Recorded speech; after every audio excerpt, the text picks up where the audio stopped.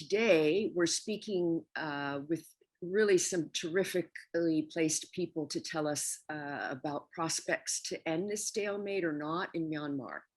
First speaking will be Nyantha Maw Lin.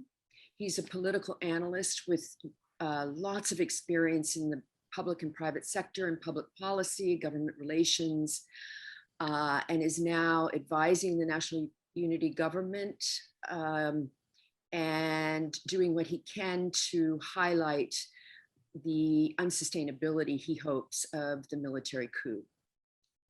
Next, we will have an expert on many, many things, Yun Sun from the Stimson Center. She is the director of one center and the co-director of another center, East Asia and China. She writes prolifically and has a great deal of expertise on all of Southeast Asia, especially Myanmar, and then of course the relationship to China and the geopolitical ramifications of events. So she will speak next. And then last but not least is Wei Nu, who anybody that's been following Myanmar knows of her work. She started something called the Women's Peace Network. Her family is from the Rohingya minority. She paid for her father's activism by being a political prisoner. Since she got out of prison, she has been active in bringing attention to the need for equality, and she will be speaking about the prospects for unity.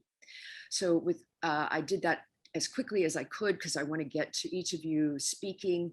And now we are going to start with Nyantha. Thank you very much. Take it away. Thank you, Margaret, and thank you for the invitation to speak today.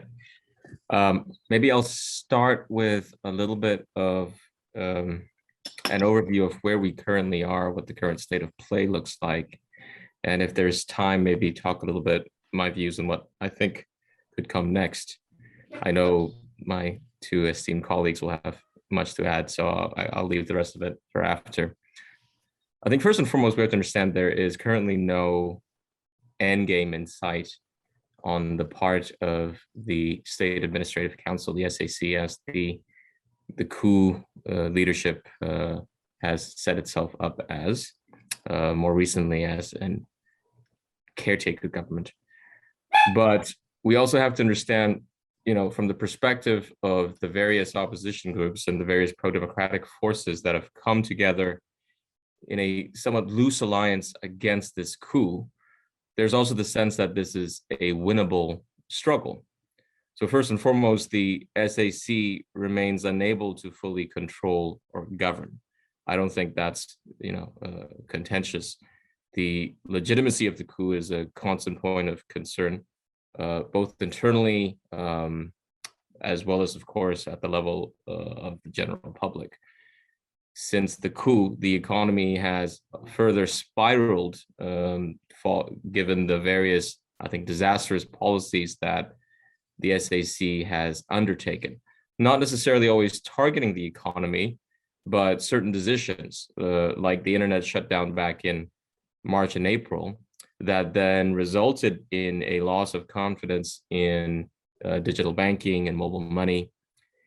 You're also seeing, in terms of the tempo of the resistance to the coup and this sort of new dimension in terms of the armed resistance, that this is on a trajectory, on a curve that is increasingly escalating, for one, is now resulting in I think, near daily kinds of skirmishes or attacks or various acts of sabotage, and is at the level of those on the front lines and the various forces there, whether it's some of the EAOs, whether it's the People's Defense Forces, the self-defense forces, with varying levels of connection or relationship to the National Unity Government.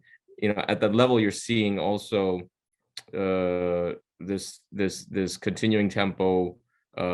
And the sense that this is possible, right? In the sense that this is a military they're going up against that is also weak and it can be challenged on that front as well. Within the military, you're seeing, over the past few months, sort of a steady increase in the number of, what are called defections. And this ranges from rank and file and officers who are escaping or leaving, whether for reasons of political principles in opposition to the coup, in a very similar way to the civil disobedience movement that you've seen with other parts of government following the coup, or whether it's because they are trying to avoid conflict. You are seeing now the figures, the most recent numbers we were getting is probably north of 6,000, right? A chunk of it is the police forces, which are in disarray, but you're also seeing more than a couple of thousand from the military itself. Of course, a lot of this are younger or mid-level officers. You see a lot of captains, majors, and then the rank and file sort of enlisted men. But even in the past few days, we're beginning to see recent news. For example, most recently in one of the brigadier generals, we're seeing a one-star general at the level of the Northwestern Command now being under detention by the SAC, being alleged to have attempted to defect, to leave. So this is quite unprecedented in terms of the scale, I think, in terms of the rapidity with which this has taken place. And I think that's something to keep watch of. Internationally, the SAC remains denied of its legitimacy even after 8 months. We have followed what's happening within the UN and the fact that you have this compromise solution. It's not necessarily a strong solution, with the permanent representative Jo Mu-ton still by default in his seat as an appointee of the previous and now deposed government, the NLD administration. The important point being that the nominee and the candidate from the SAC has so far not been accepted. Even within the region, right, you have ASEAN and the member states not quite at the level of explicitly recognizing the SAC, despite the various kinds of sort of the ASEAN-style attempts at engagement. You've seen the 5-point consensus, but still, you don't see an explicit recognition yet of the SAC. And more recently now, some of the member states, given the frustration with the lack of progress following the 5-point consensus and the more recent appointment of the Bruneian special envoy for Myanmar, some of the member states now beginning to publicly voice some disagreement and disgruntlement with the SAC, the military administration, and proposing engagement with the national unity government. In the U.S., you now have a bill being tabled at House to, I think, expand the scope and really put some additional points of agenda setting for the Biden administration in engaging with Myanmar. In the past few days, you've seen the French Parliament and so on and so forth. Quite importantly, you've seen China, right? I think begin to feel out what the bounds of a new dynamic would look like, in the sense that there has been more or less de facto recognition of the SAC in the early weeks following the coup. But now more recently, I think there have been various attempts by Beijing through their special envoy to Myanmar to attempt to open up space for dialogue, to attempt to seek perhaps the release of high-level political prisoners, and so on and so forth. And really, for me, I think the most important thing is that this current crisis, despite the immense tragedy, right? This has really derailed the gradual sort of evolutionary path towards reforms and progress that Myanmar had attempted over the past decade. And this period has been, I think, tragic for all of us in terms of the loss of lives, the thousands of arrests, and the sheer hardship I think the country is going through. But one of the perhaps silver linings I'll put out there is that it's also really opened up this space for a new public consciousness and this new sensitivity to the experience of many other communities, minority communities in the country that have had a far longer, I think, experience with the detrimental and horrific effects of military rule and occupation. And I think in this sort of space, perhaps we may find the opportunity to bridge some of the gaps and to pursue not just at the level of the political leadership, but also at the level of society, some renewed empathy and understanding that could perhaps overcome the many decades of isolation and enforced ignorance and compartmentalization of the communities in Myanmar. I'll stop here. Thanks so much for that nice overview. Actually, not a very pretty picture, but thank you. And it is a great segue into Yunsun, so thank you.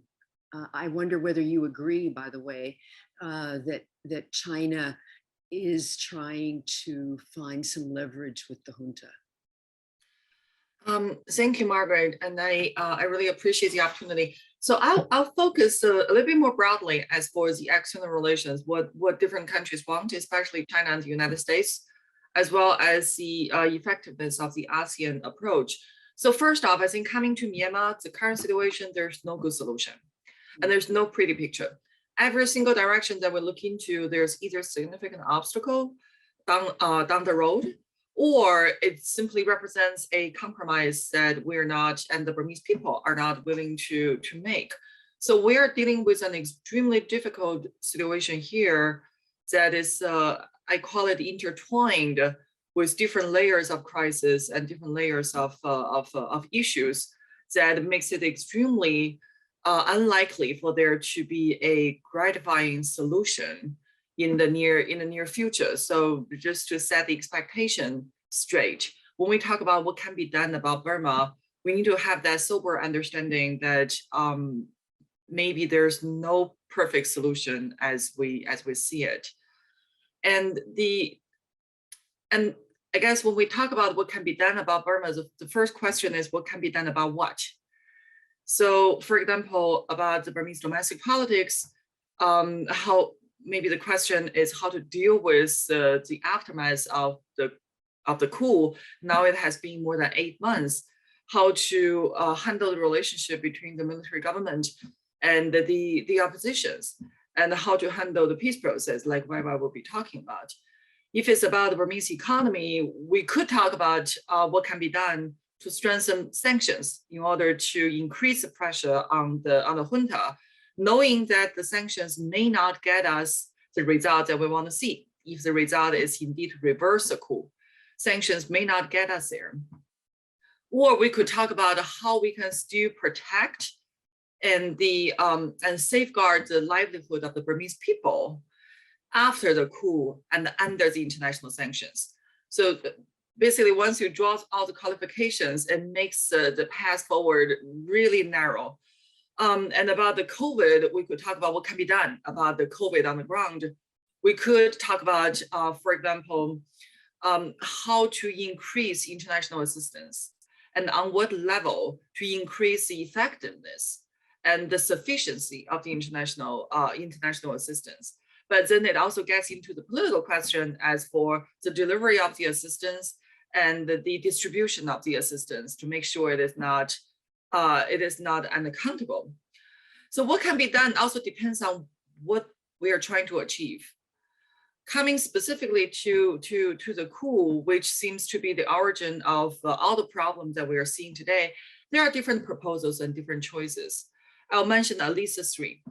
So for example, first off, there are strong opinions and strong voices inside the country and the international community that argue and articulate that we should still see the reversal of the coup as our priority, to force the military to give up their power and return the power to the Burmese people. And if that is indeed the goal we're trying to achieve, then what can be done is that the support to CDM, to PDF, to NUG should be strengthened significantly by the international community. And we have to acknowledge that the path that, for example, PDF has chosen today, and the offensive that the NUG announced in early September is a reasonable choice.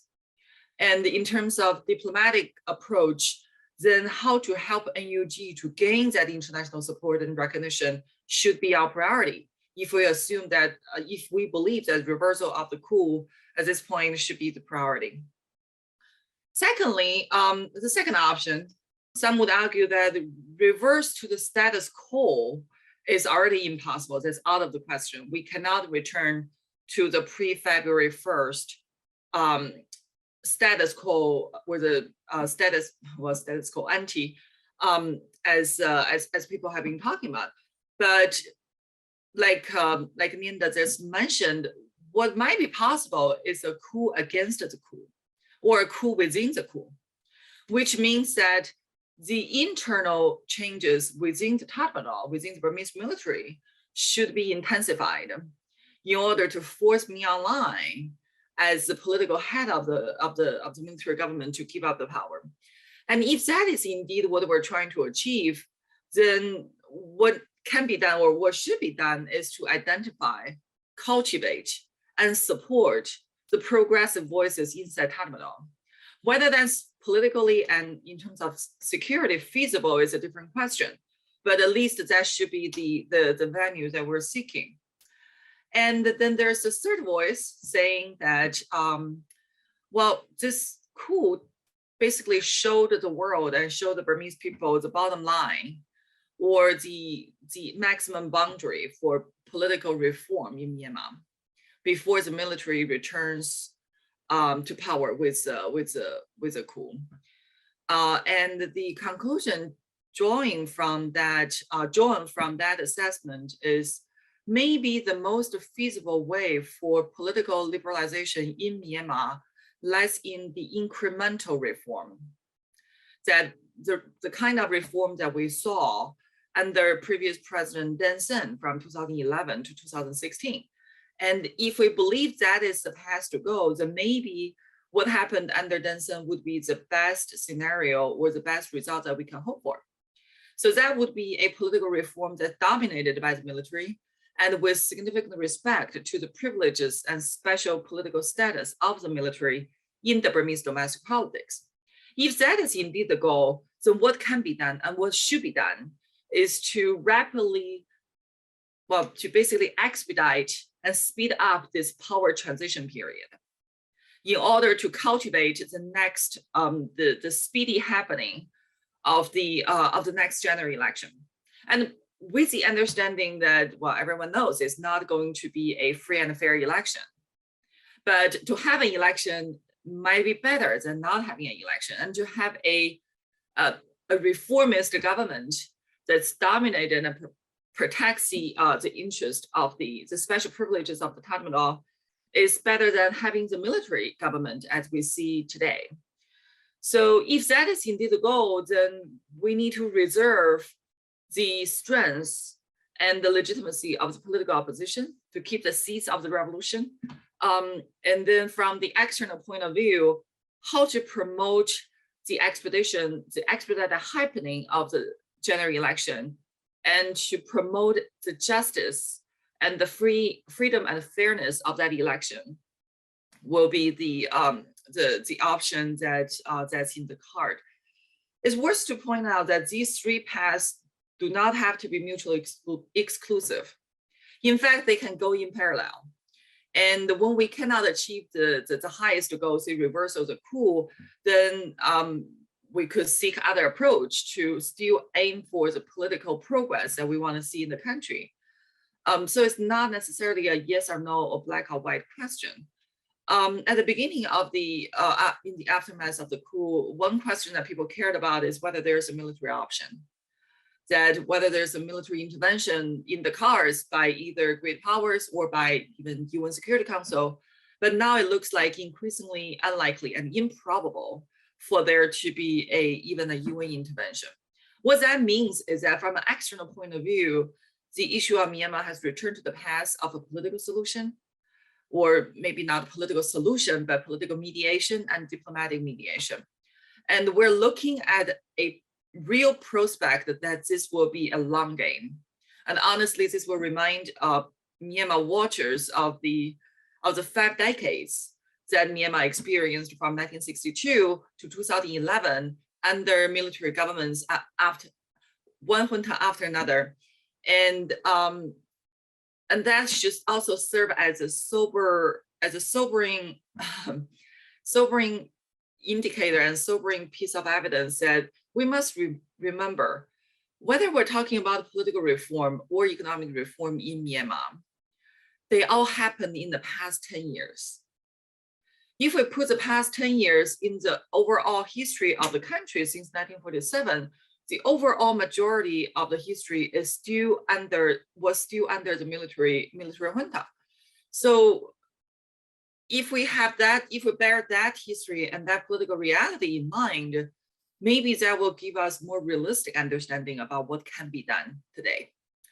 So what can be done from external forces?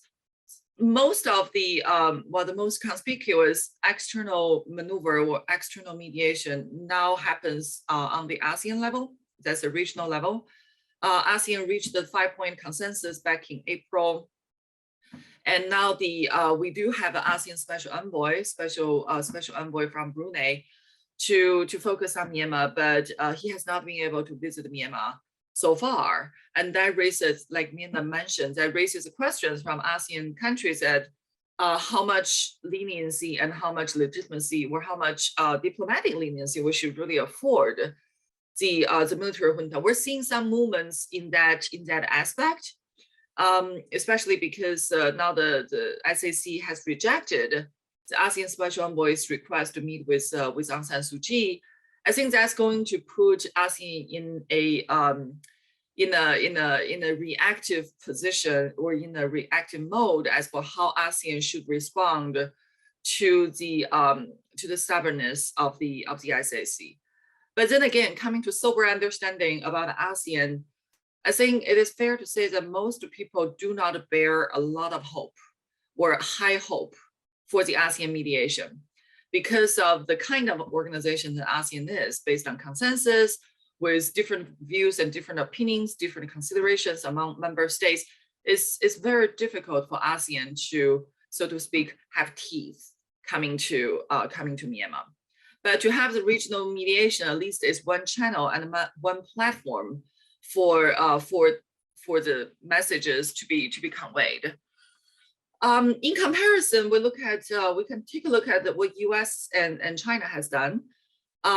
U.S. the Congress just introduced the new Burma Act, and if you haven't seen it, there are quite a few a number of issues that we're seeing additional actions from the U.S. Congress that it wants the executive branch to take, on top of the very clear opposition to the coup and the very clear support of the democratic oppositions and democratic voices.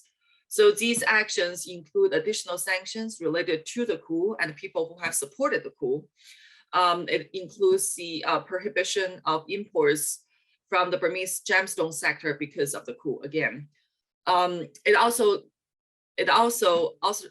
seeks to authorize the Secretary of State to designate a special coordinator, this time for Burmese democracy, to help coordinate the U.S. policy on Burma.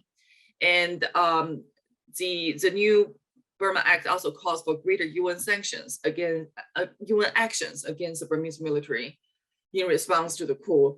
On top of that, there is additional authorization of resources, especially financial resources for humanitarian assistance, as well as the support for civil society and independent media.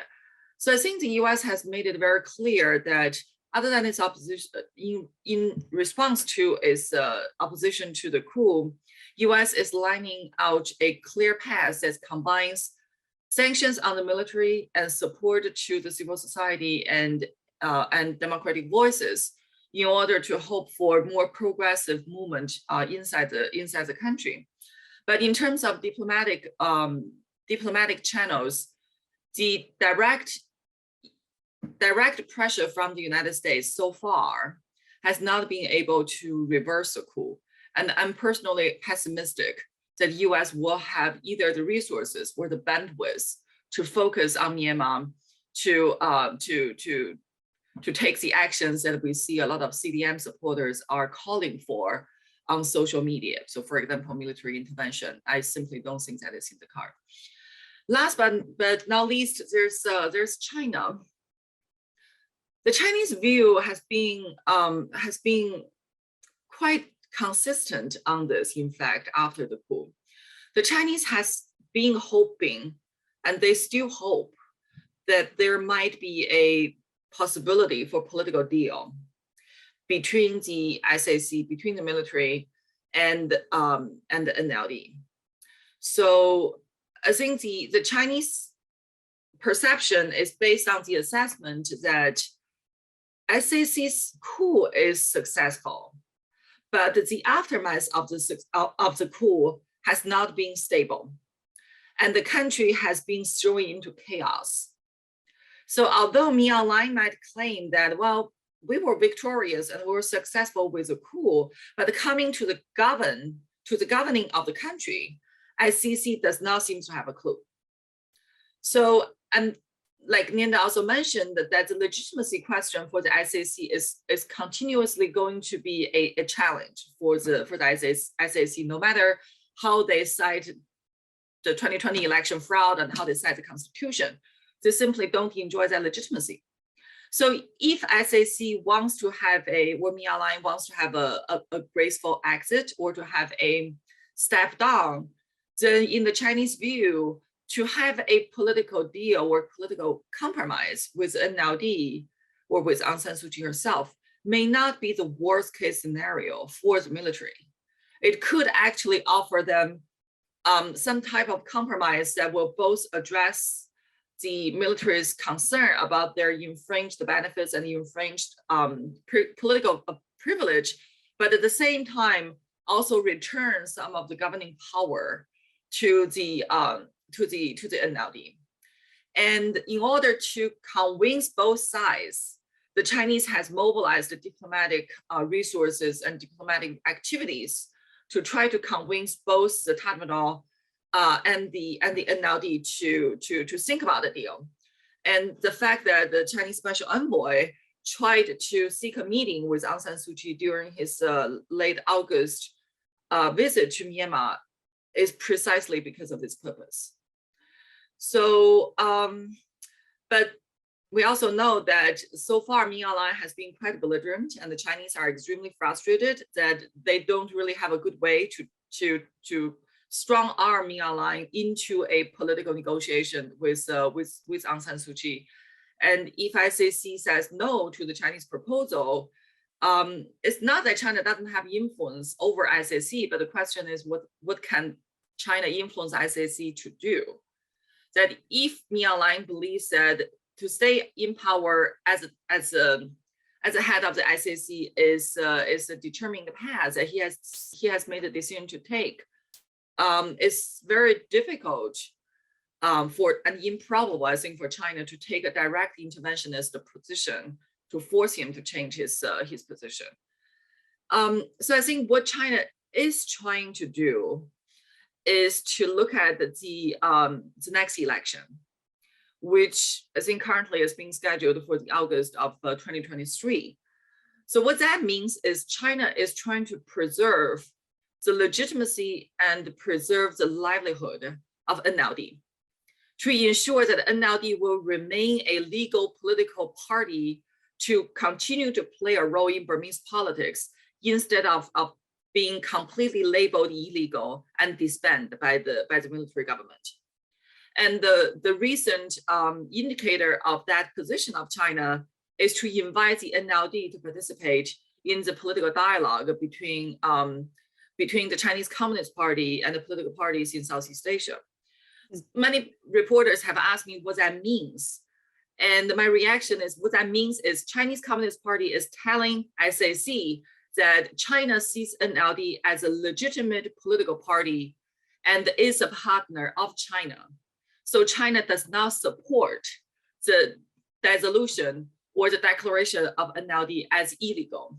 So I think that's the Chinese way of maintaining the strength and maintaining the existence of the NLD in the hope that the 2023 election or the next general election, whenever it will be held, will be a more or less balanced one. And the NLD will still be preserved to run in that election and may not become the ruling party, but at least will provide some legitimacy to the election and provide some check and balance of the future government down the road. So that's China's priority. Great. So I'll stop there. Thank you very much for the time, and I look forward to the discussion later. Thank you. That was a wonderful tour to horizon. Thank you very much, and much food for thought. And on that, I hope everyone is thinking of questions. We're not using the raise hand function, only the Q&A. So please put any questions you are thinking of in the Q&A, and we'll now hear from Wei Wei. Thank you, Wei Wei. Thank you, Margaret. It's an honor to join you all and co-panelists, incredible speakers. Thank you for providing a very comprehensive overview and analysis on the situation. So I will be focused on, what has brought us here and where can we go from here so far, and also around the prospect of building ethnic unity and overcoming this military coup.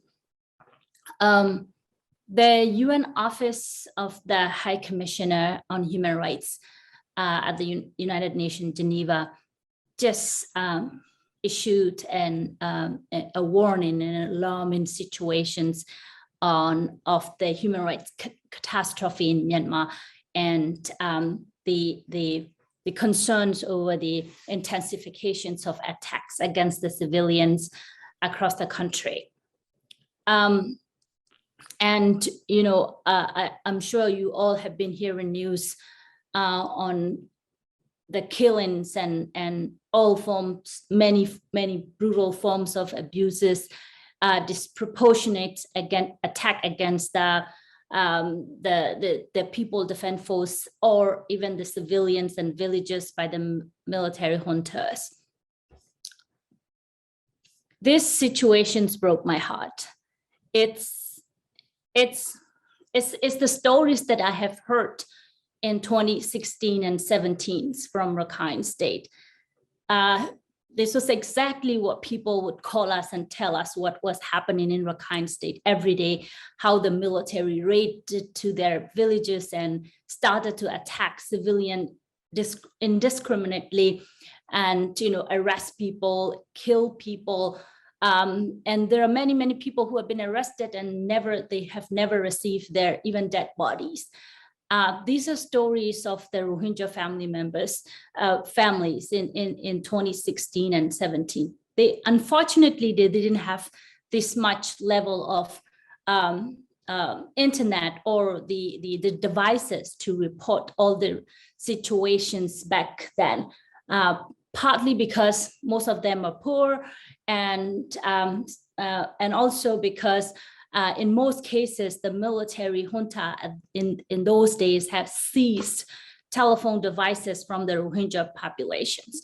So the report did not come out as much as what the level of intensity of the incidents and brutalities in Rakhine State. But now, we can see every minute and every second, all the reports from every corner of the country. It was just the Rohingya in the past, and of course in Kachin State and in Karen State and in other ethnic area, they were fighting, but Rohingya was specifically targeted. Now it's become the entire country, see? So, and understanding how it feels, it's really break my heart. So now, all of these things are happening. For me, when I reflect back the situations, what has brought us here is basically the miscalculations of the political leaders domestically and internationally, and poor responses and inadequate responses to the grave human rights violations, as well as failure to have a transitional justice processes when democratizations or so-called political opening happened. Once we had, if we had the transitional justice processes, or if the human rights violations in Rakhine State were taken seriously and held the perpetrators accountable, we wouldn't have even seen the military coup today. I think that the entire Burmese leaderships as well as world has mistaken. Now, we cannot have the similar approaches.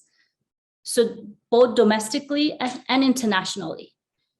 So I'm going to lay out a few things that should be done domestically as well as internationally. Yunsun and Nyantha has already mentioned some of the international responses recently.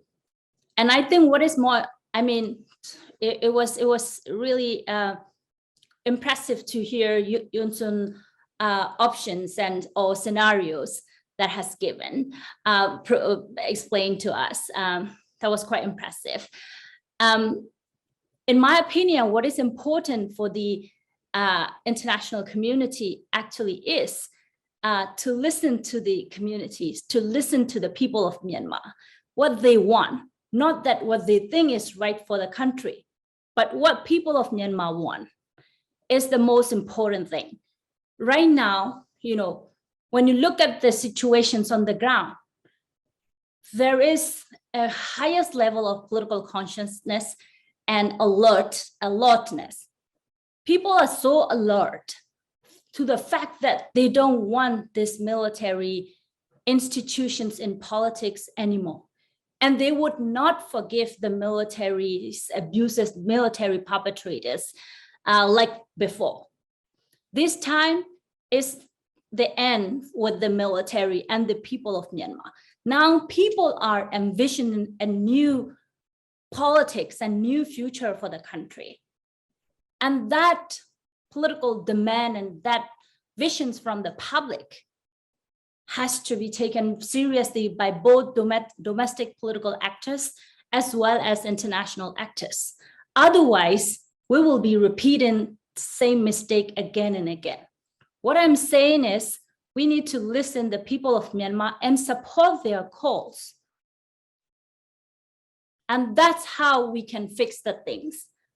And domestically, there has been demand, there has been the as Nyantha described, silver lining across the country, that the level of empathy and sympathy against each other, not only against their different ethnic communities, but also against the Rohingya.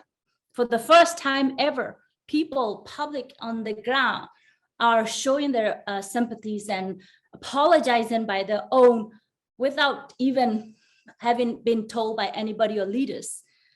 That level of political consciousness we have never ever seen. And that is actually putting pressure to the political leaderships such as NUG or CRPH or other entities. And now the support, I'm wondering what your feeling is about among all the ethnic groups, the support for the NUG. Is it the vehicle for this resistance and this demand for new politics, do you imagine? So demand for new politics, what I'm saying is that the political leaderships, especially from the ethnic Burmese side, mainly from the ethnic NLD side of the politicians, has to reflect their decisions and their plans for the future should reflect the public demands. That public demands actually also reflect the viewpoints of the many ethnic communities. today, what majority ethnic communities are looking for is opportunity to build trust between the ethnic Burma and the rest of the ethnic populations, and coming up with a consensus for a promising future that ensure their political power, political rights, as well as addressing the harms that has been done over the past several decades, mean a path to a justice. There has been discussions ongoing. There are some level of support for the NUG exists by some ethnic group. So far, there is a lot to be done from the NLD or the Burmese political leadership sides to basically build a greater political alliance and trust between the ethnic communities. So far, when it's come to Rohingya, it seems like the engagement and the engagement with the Rohingya and the discussions around the futures of Rohingya has been still vague, although the NUG has taken some steps. I think it has to go a bit farther to a more meaningful political dialogues with the Rohingya communities and the NUG, as well as basically take further steps to show that their genuinity or genuine political will by including Rohingya in the processes from the beginning, and not just Rohingya, but also all other ethnic communities. One thing that majority among the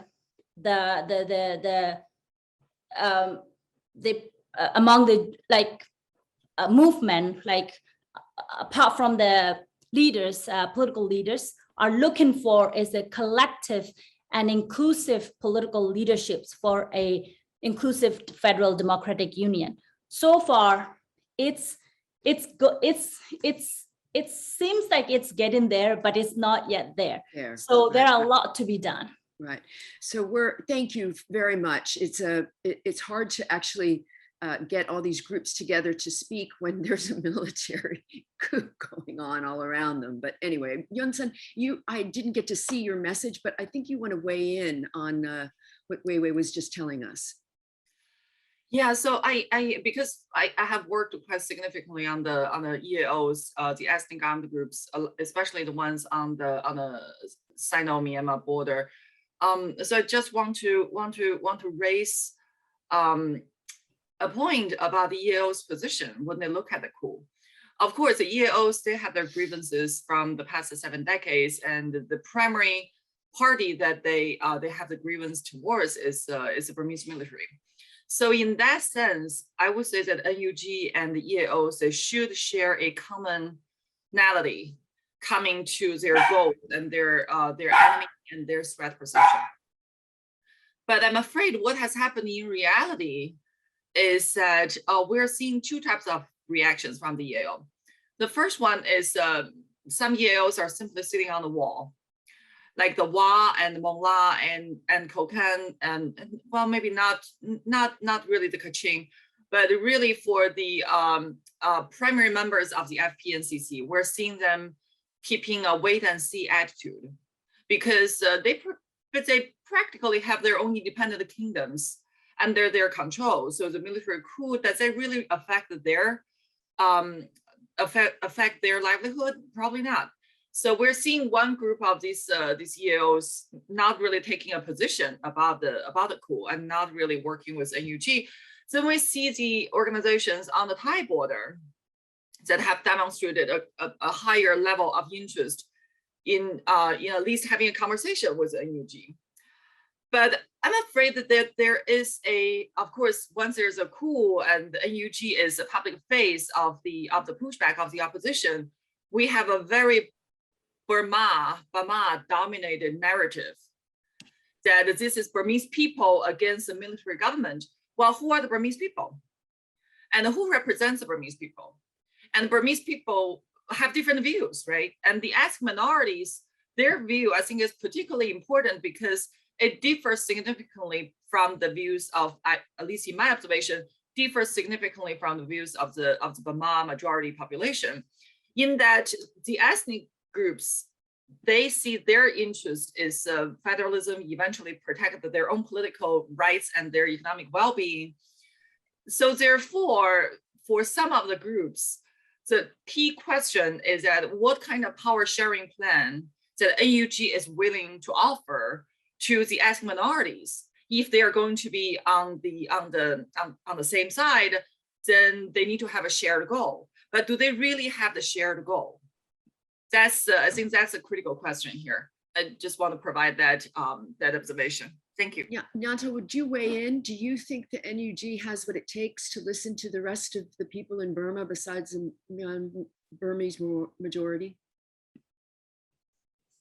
Yeah, I think in terms of, sort of stepping back and contextualizing, if you think about who makes up the NUG, I don't think it's a stretch to say that you do see, of course, prominent representation from the NLD and from non-NLD members of the previous NLD-led administration, and then a number of representatives, of course, from outside of that, from civil society, perhaps some other parties, and so on and so forth. So one of the things is, I think, traditionally the NLD, and this extends to Aung San Suu Kyi, has always resisted this idea that they are a Burma political party, and her, and I'm not saying this to validate that view, but just sort of, if we peel back some of the underlying influences in thinking, and that they have even right before the coup, in the run-up to the elections, you had senior members of the Central Executive Committee try to enforce that point, that there is a diverse representation within the party, and that their inclusiveness is expressed through the party. Of course, in Myanmar, I think it is the case that you have many different ideas of where legitimacy and mandate comes from, right? And it is overcoming that key sort of political framing that is still one of the underlying points of contention, and we see this perhaps expressed over the past 5+ years of the peace process, and certainly over the past 8 months, as these disparate and different actors have attempted to come together and figure out, yes, there is a commonality in an enemy or in an undesired stakeholder, i.e. the military, but what then is the alternative? What is the political vision and roadmap by which we address and resolve not just the immediate political crisis, but also what comes after? I think in terms of, if you think about, I also want to address some of Yunsen's earlier points about what the international community can do. For me, I think if it's going back to first principles, and then of course framing first principles in the context of what is realistically possible. But first principles is you have a situation whereby this coup and the continuing inability of the military to really stabilize and establish control, right, and to govern, is now a threat to the regional peace and stability. Moreover, is for the countries that would care about it, is a serious threat to democracy and human rights in the region. Of course, Myanmar is not the only source of that threat, but I think this should be part of the political and policy calculus.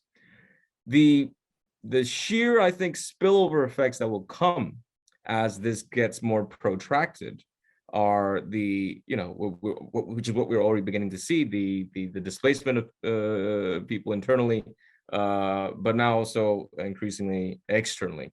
We have, again, the that old threat of a conflict economy, which is really an illicit economy, which has never really gone away, even in the past decade. If anything, has become more sophisticated, and certainly now is on an accelerated path to I think influencing supply chains, the movements of goods across the region, right? And these are things that neighboring countries have always been concerned about and have had in multiple instances forced even the political actors in the region to take more aggressive action into Myanmar's borders because of the seriousness of that threat. So, I'm using these as examples of where, and COVID, right? When we talk about non-interference, I always come to the example that in the case of COVID, this has really demonstrated that there is a willingness as it becomes necessary. There is certainly an ability for neighbors to engage with non-state actors, for example, aggressively, proactively, to attempt to stave off the spillover of the brewing and unaddressed healthcare crisis because of the pandemic that is happening in Myanmar. So sorry to cut you off, but there's quite a few questions and I'm just looking at the clock. I'm going to sort of bundle some of them together. And this is to you, Wei Wei, to begin with, and then I want everybody to weigh in on my bundles. One questioner asks, is the role of Aung San Suu Kyi a problem? Because as Yun Sen said, there's at least something of a hope in China that she might be able to be the negotiator on the other side and get some sort of political solution to this stalemate. But a questioner asks, but because of what she did when she went to the IOC, has she discredited herself so much that she, and this is for you, Wei Wei, about people in Burma, is Aung San Suu Kyi considered to be a leader that could get Myanmar out of this stalemate? And then this is again bundled, the question of leverage. And Yonson, you addressed this, but the Burmese military so far has seemed impervious to any outside pressure. Are there ways that China can actually have actual leverage over the military junta? Do they have a way to hurt the military? Is the leader of the junta dependent on China for military equipment? Are there ways, material interests that China can attack in such a way that will force the military to enter meaningful negotiations?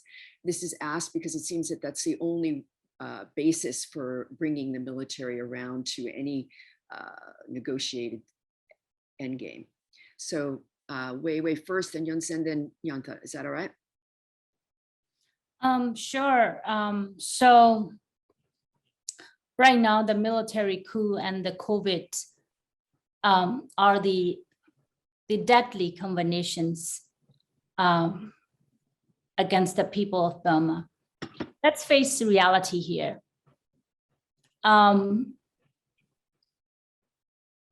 We have been telling the leaderships in Myanmar, as well as the international community, that the Burmese military, the conduct of the military Demodor was a threat to democracy and a threat to the regional security, and that has to be addressed. That could have been addressed. And that there were so many alarming warnings that we have given to the populations and to the leaderships inside and outside, and nobody listened to us. Instead, the Burmese leadership has, including Aung San Suu Kyi, had defended the military by even showing up before the International Court of Justice. And not just that, it's the same attitude and behavior has been perceived by the other ethnic communities as well.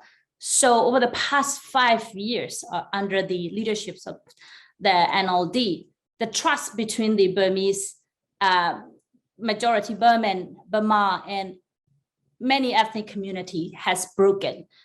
That is one of the reasons that some of the ethnic groups are not supporting NUG right now. And that is why I have been emphasizing the need to have wider discussions on building trust and ethnic unity.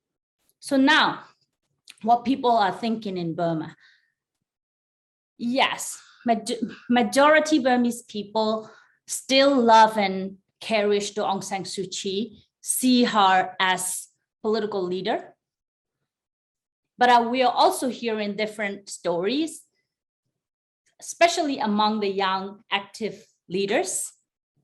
They want to see a new generations of leaderships in Burma with new visions.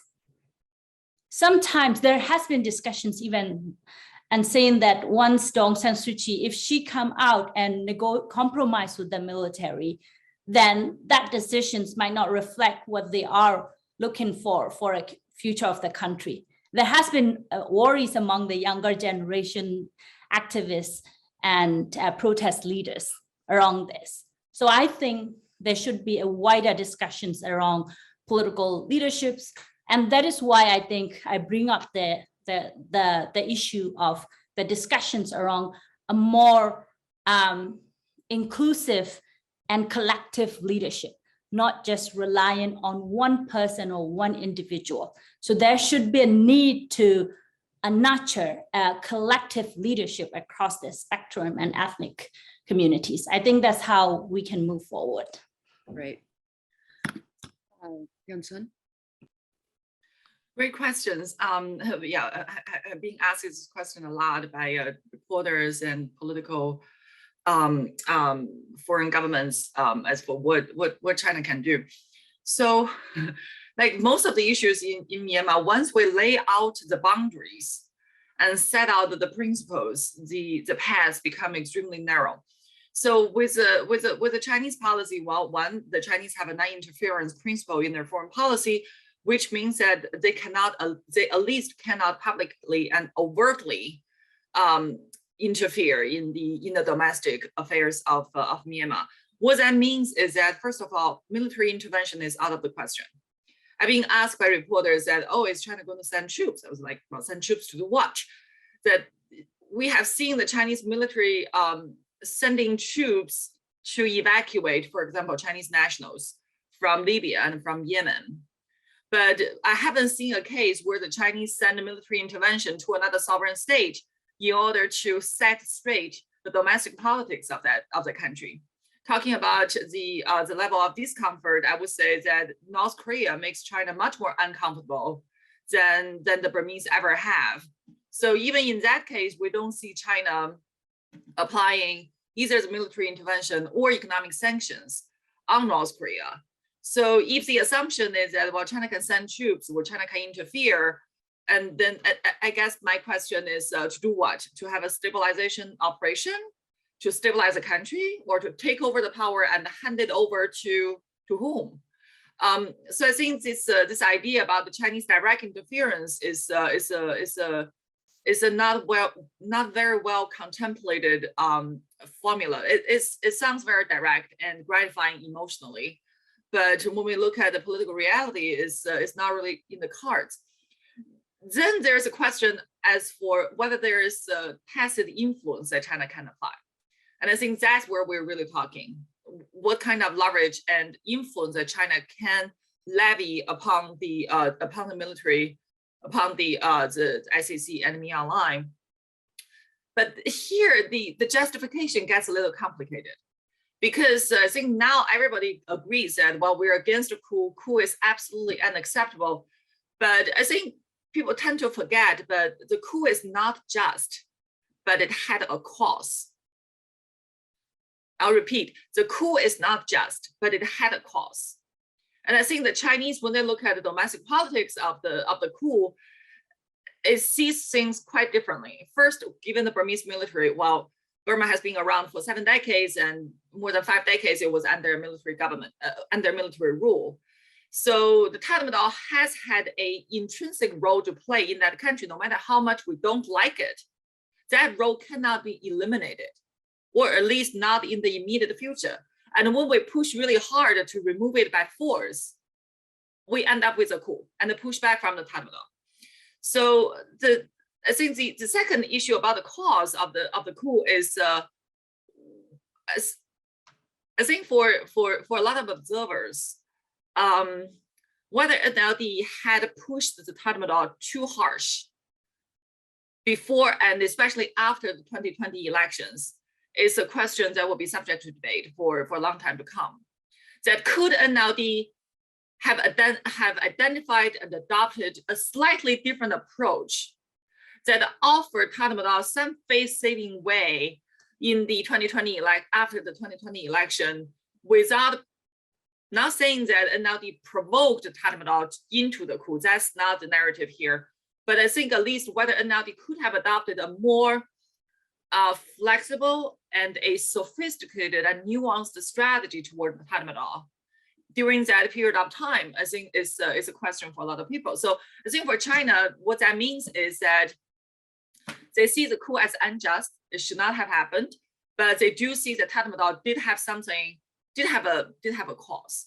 So which means that when we look at the solution down the road, I think what the Chinese see is that, well, both parties are responsible. You could say that Tatmadaw is more responsible, but it's not that NLD didn't do anything wrong. So in the end, maybe the best approach is political negotiation and political compromise. And then the question is whether China has leverage and influence for Myanmar Line to accept political negotiation and a compromise. And so far, it has not been successful because one, Chinese economic influence, yeah, China could stop supply, for example, could use economic influence to show its leverage. But do we really believe that Myanmar Line personally will be hurt by the economic sanctions? And this is an eternal question for the sanctions community, right? It's when you sanction a country or sanction a government, usually this government and the officials are the last ones to hurt. Right. Because they have the cushions, they have the layers, the people will suffer before the government. And then the other question is, well, financial transactions or financial conduits. Yes, I think the Burmese military, they do have their, for example, their bank accounts in Hong Kong, but Singapore and Thailand are really the top destinations coming to Burmese military officials. Their, for example, medical appointments, and also their financial transactions in the bank accounts. So it's not that China doesn't have the leverage, but I think the real issue is that what are the leverage will be used for a specific goal to change the junta's behavior, and what are the values to get there.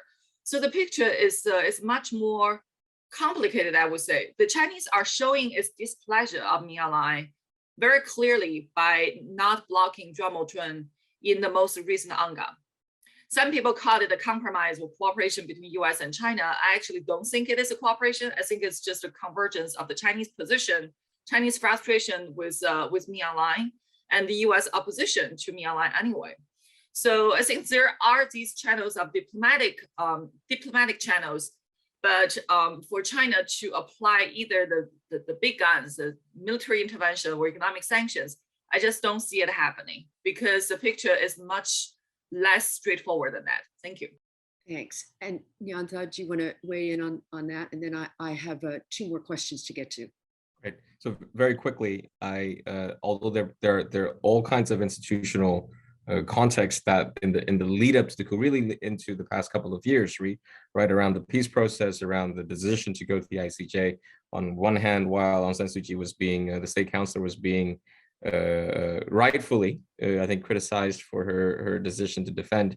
This wasn't the view from the military. They were not appreciative of that fact. They found the decision quite unilateral on her part, without consultation, in fact, undermining their leadership. This was to a certain extent also, I think, seen in the electoral results, especially in constituencies where you would have had expected a different outcome, given the presence of the military, with the difference being this time around, I think the first election since 2010 where the rank and file were voting outside of the barracks. Very quickly, there was various attempts, at least over the past year, as things escalated. I think Maw Lin was very acutely aware of his impending retirement this year, and I think there were attempts by him and the people around him to identify, as you mentioned, face-saving ways forward and out, right? Whether that could have been some kind of extra constitutional, advisory role, whether that could have been, I think, as was widely discussed last year, a formal political position in government. But nevertheless, all of that points to a very individual and personal concern and interest rather than an institutional interest. And the decision, I think, to make the coup, knowing some of what happened in the run-up over the week leading up to February 1st, I'm not entirely convinced this was a very well thought out decision and that there was anything more than a personal loss of face or personal interests. So in that sense, going back to the point I was trying to make, you have a really irrational actor that you're dealing with. And certainly, I think, as has been indicated through different channels, I don't think anybody is outright saying no negotiation or no dialogue, right? But the key thing is there's got to be a sincere demonstration of an interest on the part of the military leadership that they will sincerely engage in this. And there are many things they can do. There are many, I think, forms of preconditions that have been suggested by domestic actors, by international actors, including China and others. But none of this has been followed through on. And primarily, I think this is the overarching point of concern with the military. It is extremely top down. It is extremely personality driven at the moment. And this is going to pose a continuing threat to its institutional interests, but also to its, this is why, to Weiwei's point earlier, I think this time around, at the level of the general public, at the level of the people of Myanmar, at the level of other political actors, it's just tough to accept how we can move forward with the military's continuing role in the politics of the country, right? That was the past decade. That was, as you mentioned, the compromise, right? That was the gradualist and evolutionary approach to political and economic reforms. And that was entirely on the terms and conditions set by the military. That system is what has been overturned by the coup by Maw Lin, because I think, again, for me, what I see is, again, this is one man's and a few people's decision. So there is a great, I think, fragility to this coup on the part of the military that has been exposed. And there are things that the international community can do, right? I take your points on sanctions, but there are ways in which nobody wants to go back to the days of, blanket sanctions with all the, what I agree with, that all kinds of effects and detrimental effects on the people of the country. But nevertheless, I think there are things that can be done. There are things that can be complied with. There's a much better understanding of what, the materiel and resource supply chains of the military look like, and, how those levers can be pushed and pulled. It's just a matter of political will. But I think there are also, in my view, carrots, not just sticks, that can be offered. This can be at the level of the rank and file and the officers. Again, right now, most recently up to the level of brigadier general, and to provide, them at an individual level with an exit strategy. But second, at the level of the institution, I think they need good ideas about how they're going to get out of this, because they have gotten into a series of decisions leading to February 1st. And to date, there is no indication that there has been much thinking beyond the pledge to, reconduct elections in 2 years, and who knows whether that's the time frame that is going to stick. So I think the military at an institutional level needs to have an internal discussion of, whether this is the kind of leadership they can follow, but more importantly, what then are, sort of rational options. And this is maybe an area where, various regional actors and the international community at large can certainly help add to that discussion, right? I am for dialogue, but there needs to be a demonstration of willingness and intent and follow through. And, I think at the level of the different political actors in the country, the history, the precedent has not been promising.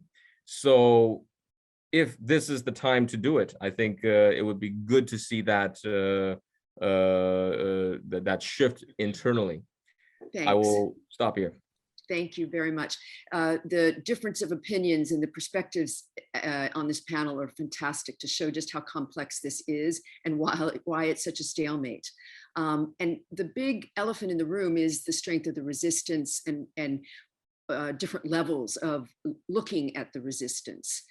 And is it a form of leverage itself that may force the military to do what you just suggested, Nyantha, to think about new leadership?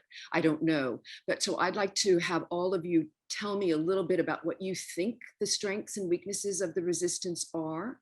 I want to know on the ground what it's like day after day, 8 months in. How are people surviving? And is the resistance going to fall apart because people can't feed their families? On the top level of the defections, one of the questions in the chat is, should citizens in the West financially support the soldiers that are defecting? Or maybe on a policy level, your carrot idea, do you think there needs to be some sort of global fund to get soldiers to defect? And that would strengthen the resistance. I want to know from Weiwei whether the resistance is going to flag in ethnic areas. So let's talk about the resistance. Weiwei, you want to start?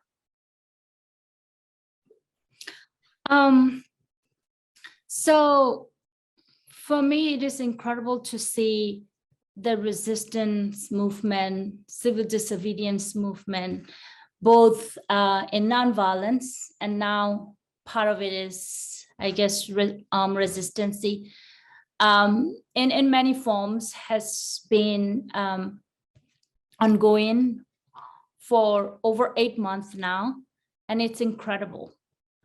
The level of determinations and the resiliency, it's such it is extremely incredible, and that shows the desire of the people to fight, to be free from repressive regime, to fight for democracy, and their anger, disappointment, and hate towards the military dictatorship. People are giving up everything. People are sacrificing everything they have to fight against this military.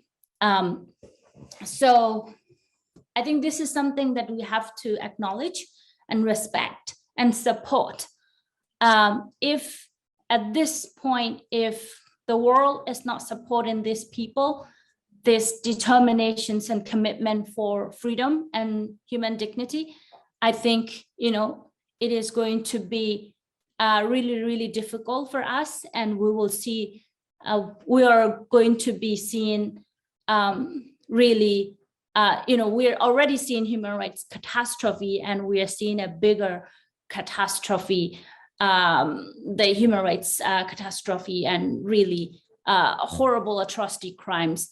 I think we still have times and opportunity to save people of Myanmar by supporting the movement in every way or every mean you can. It can be financial, it can be moral, it can be political.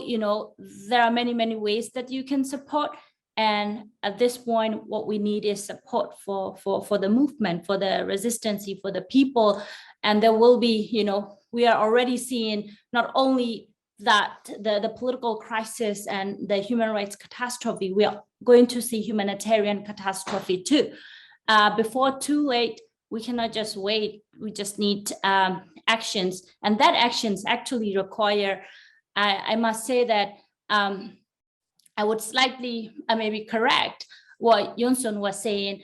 At this point, that actions require both economic actions, sanctions, political actions, legal actions, diplomatic actions. All of this are required, and it has to come in a more holistic and comprehensive manner.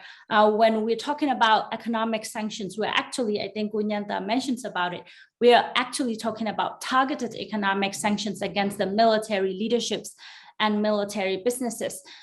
These are important, and I think if they're comprehensive and effective, comprehensive and coordinated with the different actors and states, and they actually worked. And we have to remember that change happened in 2008 and 2010. Part of it was because of the sanctions, and we need, what people of Myanmar and resistance movement itself trying to do is destabilize the governments and not stopping the military to be able to control the country, to have the control over the country, and weakening the military's institutions. That's what people are trying to do. They know that they might not ultimately able to, fight against these humongous military institutions, but they are sacrificing everything they have to basically weaken the military institutions with the hope that one day they will see the reform and change. Thanks. Nyantha, quickly, you want to weigh in on where the resistance goes, about defections, and also nobody has talked about the call for armed resistance.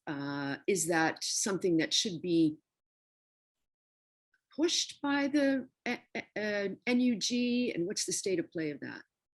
Yeah, no, I think just on that last point, I think it points to this growing resignation by the various actors that this is going to be a purely domestic struggle, and that there is not going to be the needed, despite the severity of the of what's happened, and despite the urgency of what's happened.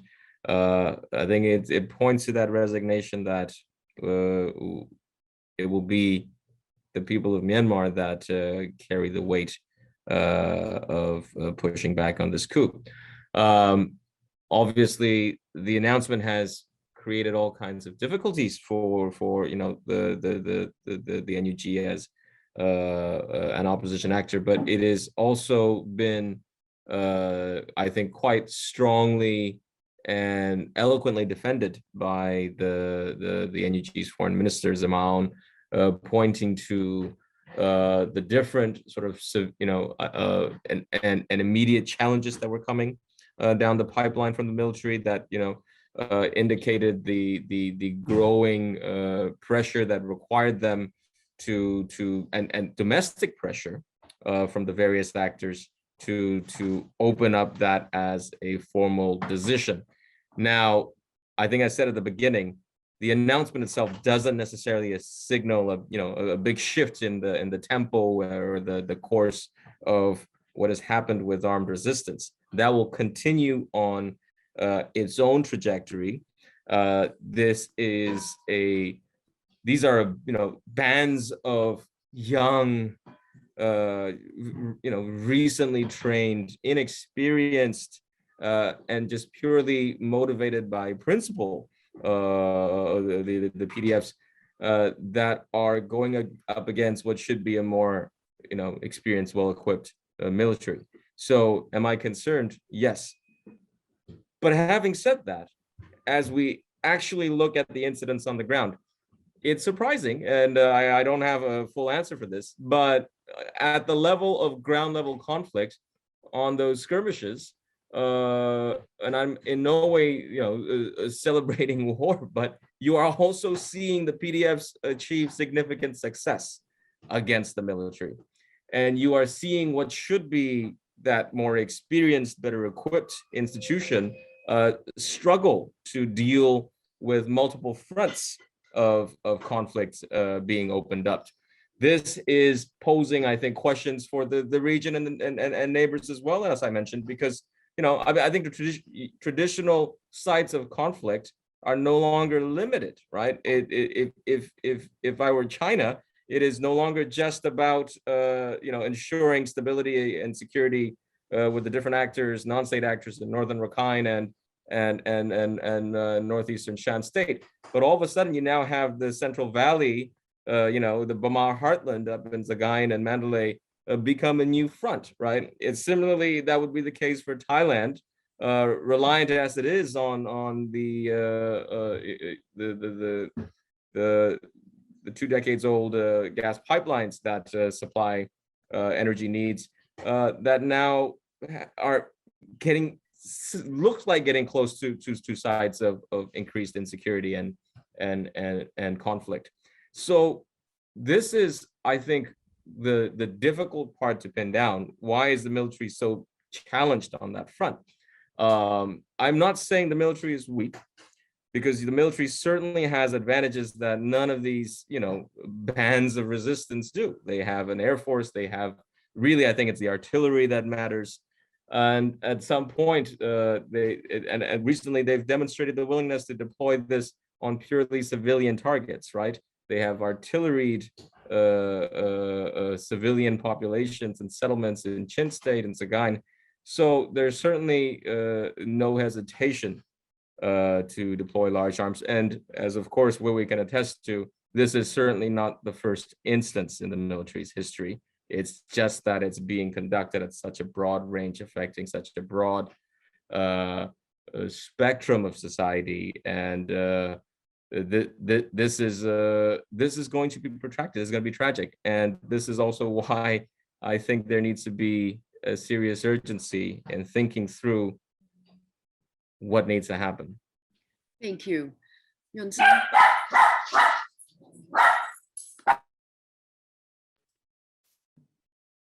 So yeah, about the NUG, I think Weiwei and Nyantha probably has the best information. So I primarily has focused on the external dimension of it. But I would say that NUG has been working very hard to gain international recognition, and they're having discussions at different, I would say, parliaments in the Western countries about what kind of recognition we could extend. But it's also worth pointing out that from the actual governments, either the United States or Canada or even French, I think the diplomatic recognition, diplomatic engagement has happened with NUG, but we're still quite far away from a formal recognition or something to that extent. So I think that means that there are still questions about the legitimacy and the representativeness of the NUG, what NUG really stands for, and where does it draw the legitimacy and its representation from. I think those questions are going to be hard ones for the NUG. There's also the problem, like with most fields and most traits in Myanmar, the lack of capacity. That NUG as an opposition government to make coherent and sophisticated policy, both internally in terms of, for example, relations with EAOs, and externally in terms of a consistent messaging to the international community as for what they represent and what they are working for. So on this, I would cite the example that happened in the summer about the so-called terrorist attacks or the assassination of people who support, will work with the military government. I would say that the inconsistency of the messaging from the NUG about that issue has done great damage to its credibility and to people's perception of the NUG. So I wouldn't say that NUG is on the way of getting many diplomatic recognitions by governments or by intergovernmental international organizations at this point. I think that probably will still take quite a few months, if not years, to transpire. Thank you. Have not very much time left and many more questions to go through, but what I would like, because there's lots of areas of overlap and disagreement amongst all of you about the role of China, about the role of what is the military irrational or rational? Is it weak? Is it not? And what can be done about the EAOs to get them involved in this process. So I'd like each of you to go around and take a minute each to sort of solidify for us what is possible. So let's start with you, Nyantha. Yeah, that's a really tough question. So I think there's a certain trajectory. I agree with Jensen's broad strokes on what is and isn't seen as possible at the level of the international community. And I think without that, it then becomes a protracted domestic struggle. And at the moment, that seems to be the current direction. The overtures of ASEAN, China, and others are not being reciprocated by the SAC. And unless there's a shift at the level of the SAC in terms of the strategic calculus on this coup, it's tough to see any big shifts in dynamics. Why am I not taking into consideration a potential shift in calculus at the level of the resistance to the coup, at the level of opposition actors, at the level of the NUG? And I think that's purely about political grievances, right? You have opened up a whole new generation of grievances against the institution. You know, these are people who have grown up over the past decade and seen, and accepted what was possible in that really that compromise solution that did deliver, I have to say. And this is also what I think at certain points we want to hold on to, right? That the past decade was a recognition that the military is hard to take out of the equation in Burmese history and politics. And then it's about how you work with that. But the sheer, I think, insanity of this coup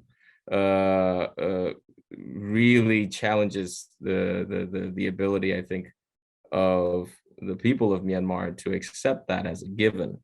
And this is going to set the tone in terms of political thinking, in terms of sentiment, in terms of the various kinds of dissent that, again, don't necessarily even have to rely on the NUG, that aren't necessarily dependent even on the existence of armed conflict. And that will, I think, pose an enduring challenge unless there is a big shift on the part of the military. Great, thank you. So let's go next to Weiwei, and then we'll give you the last word, but very quickly, Weiwei, because we're over time, and I'm sorry for people who had to go. You asked a difficult question. I know, I'm not sure if I will be able to articulate in 1 minute. But yeah, I'll try to summarize as much as possible with my broken English. Let's see if you can get it, if you get me or not.